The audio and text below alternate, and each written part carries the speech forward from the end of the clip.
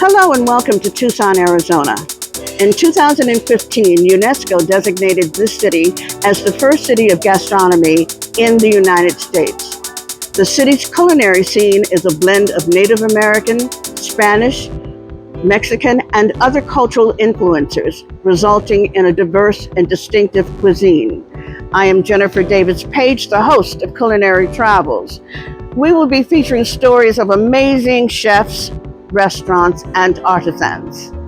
Today we have the pleasure of being in the kitchen of Charro Steak Del Rey with its chef and co-owner, Chef Gary Hickey. Charro Steak Del Rey opened in 2016 and became Tucson's only 100% grass-fed, mesquite-grilled, sustainable steak and seafood restaurant. Chef Hickey said all beef is sourced from their ranch in Montana. Diners rank it as the best steaks in Tucson. Charro Steakhouse is a renowned restaurant in Tucson, offering a unique blend of Mexican cuisine and premier steaks. This eatery is part of the Flores family's culinary legacy, which dates back to 1922. Thank you for joining us on this delicious journey. How old were you when you decided to become a chef? I don't know if it was a decision necessarily, more than a necessity. I was actually an at-risk youth. Okay. So I was homeless as a teenager and kind of fell into the kitchen as a way to survive.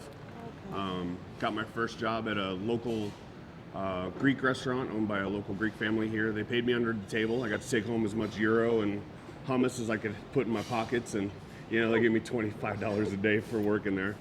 I fell in love with the kitchen.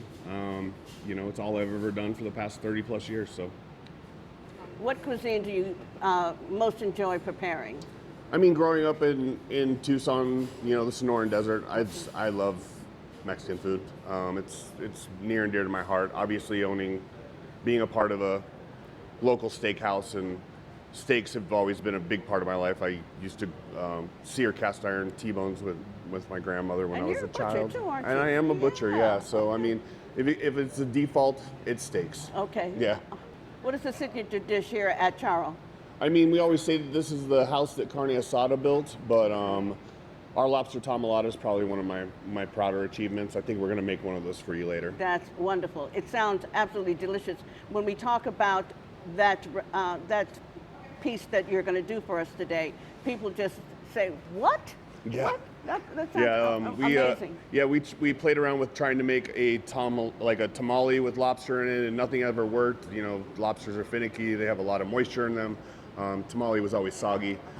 Finally, I broke down and said, "You know what? Let's just stuff a whole lobster with a tamale and see what happens." And it works. And it's a hit. And it works. A hit.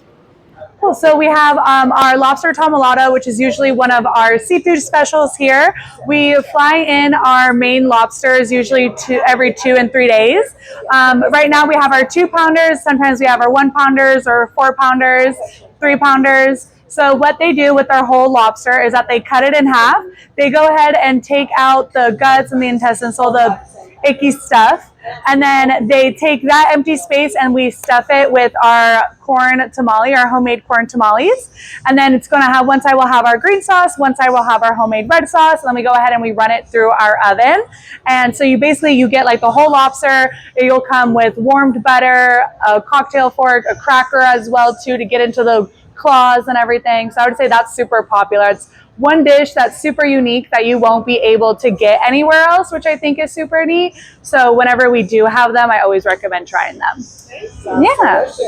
Not only do we have like really high quality meat as well too, and it's all Red Angus, family-owned ranch up in Montana. But our seafood, we are one of the few restaurants in Arizona that uses Pure 22, which is an extension from Shamrock. But what they do when they get their seafood is 100% sustainable. We use a special watch program to make sure that we get the highest quality.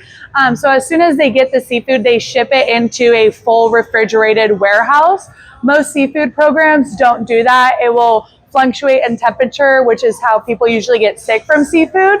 But even though the restaurant had just gotten it that day, it's because the temperatures fluctuating a lot, where we're proud to say that with Pier 22, we're able to keep that temperature absolutely cold, and they flash freeze it and it's never frozen. We always get it like absolutely fresh. We always like ship that in as well too. We fly it in every 2 and 3 days, and we're always rotating it. So we do sell out of our seafood just because we do have like limited quantity of it because it is such high quality.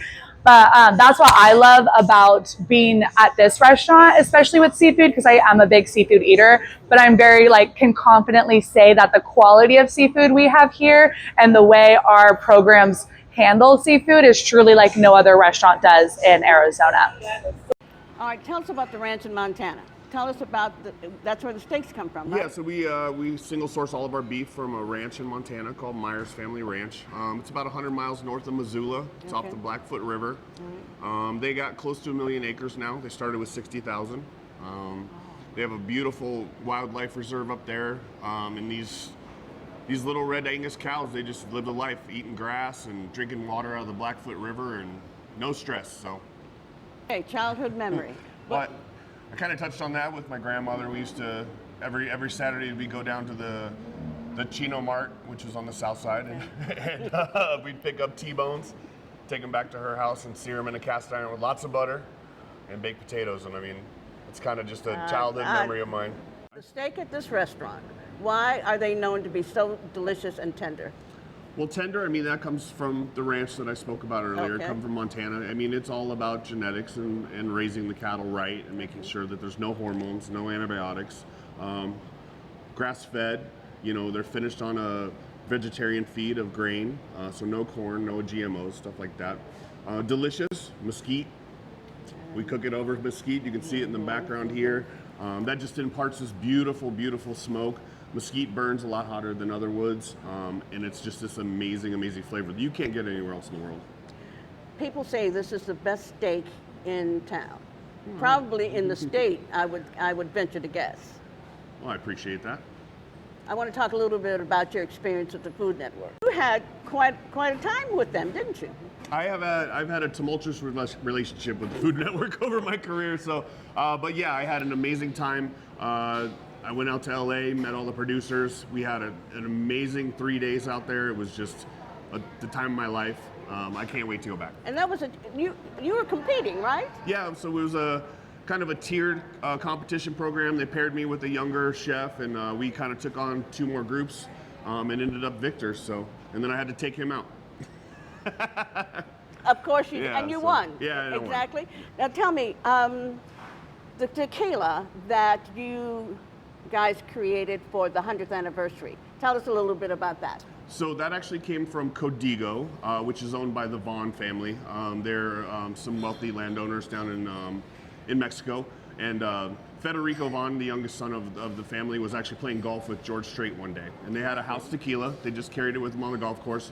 No label, no nothing, just in a bottle. And George Strait said, "Man, you guys should sell this." And Fetty was like, "Absolutely not. This is the house recipe." And he's like, "Well, let me put you in contact with some people." A couple years later, we bumped into them. We loved the tequila. We loved the story. My partner, Raymond, became fast friends with them. And they brought out a bunch of samples from different barrels. Ray picked what he thought was the best combination. They barreled it. It was aged for 24 months, and then they busted out bottles for us. We have luckily sold through most of it. We have a little bit here for you tonight to try. Okay. But just an amazing partnership, and they did our 100-year anniversary, and it was just an amazing, amazing tequila. That's wonderful. Okay, we're gonna start making the guacamole for you guys.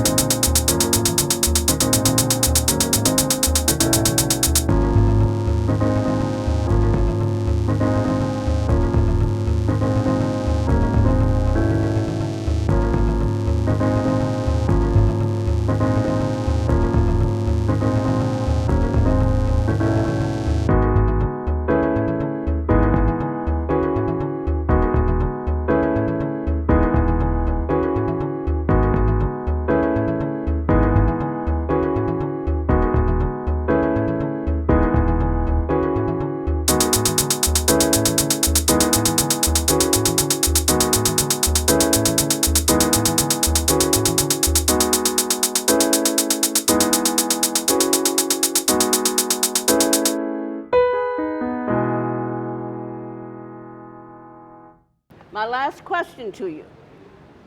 Your dream dinner for 4. Okay. What would you serve, and who would you invite?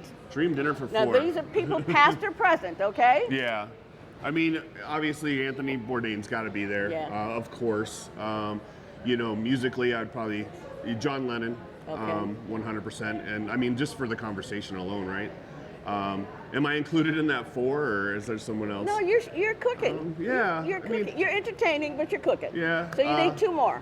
Jack Kerouac, Okay. one of my favorite authors. And then, you know, someone just completely off the hook. I would probably bring my grandmother back, because she would just, Okay. she would whip those boys into shape.